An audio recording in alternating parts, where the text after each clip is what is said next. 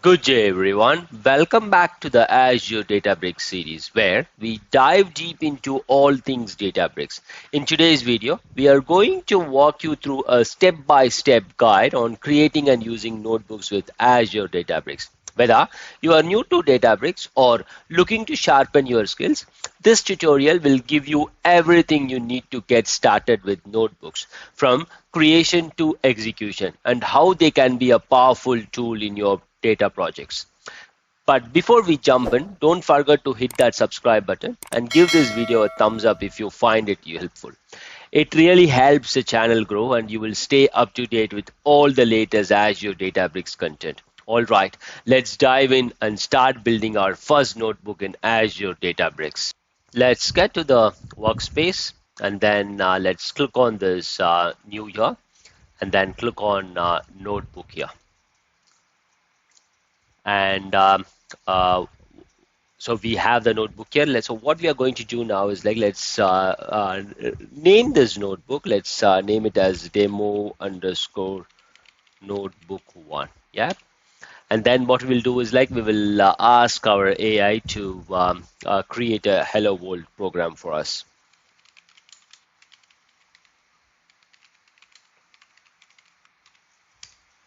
Yep, so currently my cluster is down, so let me start that. So now it basically tells start compute resource. Yes, I want that. I'm asking it to start, attach and run. Yeah. So give it 2 or 3 minutes for the cluster to start, and once the cluster starts, we will be able to see the output for this particular hello world program. Yeah.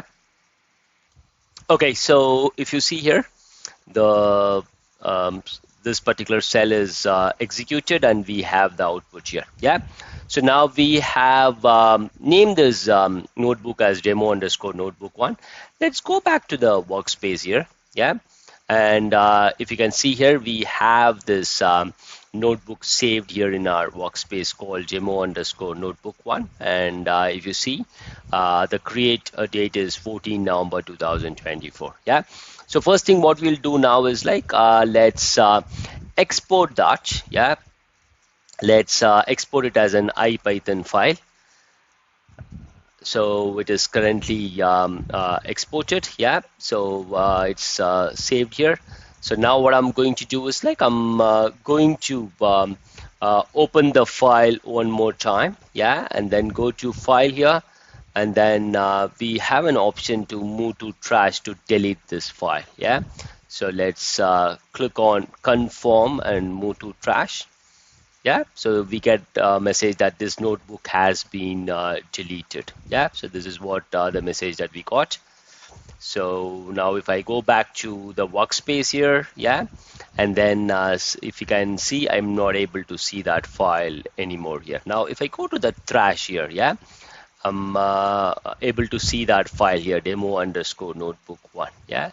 So now you can either restore it or permanently delete it. Now what I'm going to do is I'm going to empty the trash here. Yeah. So let me remove that. Now what I'm going to do, let's go back to the workspace. Yeah. And then what I'm going to do is I'm going to right click here. Yeah.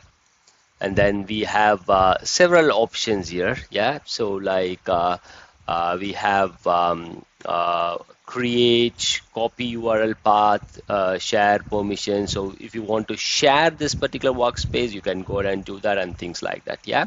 So now what I'm going to do is I'm going to click on home here. Yeah. And then right click here and then click on import. And then what I'll do is I will import the notebook that I've exported earlier. Yeah, now that I've deleted it, I will import it back, and then I will show you another way how we can delete the notebook. Let's click on browse here. Yeah, and then let's go to the C drive TIM folder where I have the file. So let's double click on that and then click on import. And once you have done it. You can see that there is a successful import. Now, if I click this demo underscore notebook one, you can see that particular cell here active. Yeah. Another way to delete this particular file is to go to this triple dot here, and then you just need to click on move to trash. And once it is sent to the trash, you can go back to the trash folder here, and then you can remove that. Let's import that file again. Yeah, let's go to the workspace here. Click on the home, and then just do the import one more time. Yeah. And this is the demo notebook. Let's click on import. Now that the file is imported, what we will check is, like, if you can see here, we have this connect button here. Yeah. So now if you see here, you can just click on it, and then you can select the required cluster so that you can attach this particular a notebook to that particular cluster. Yeah. Now my cluster reached the inactive period, so it went down. So I've just selected it.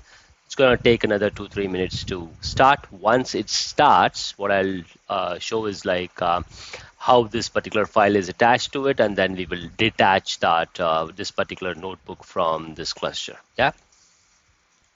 So if you see here, we are able to see that this particular notebook is now attached with this particular cluster. Yeah. So now what we can do is, like, we have an options to perform these operations. Yeah. What did I do? I just click on this cluster, and then when you go on top of it, you have an option to detach, and reattach, and all these options are there. So now what I'm going to do is, like, I'm just going to detach this particular notebook from the cluster. Yeah. And then once that is done, if you want to attach it back, you just need to go here and then connect to that particular cluster. That's it for this video. Thanks for watching. Have a great day. Jai Hind.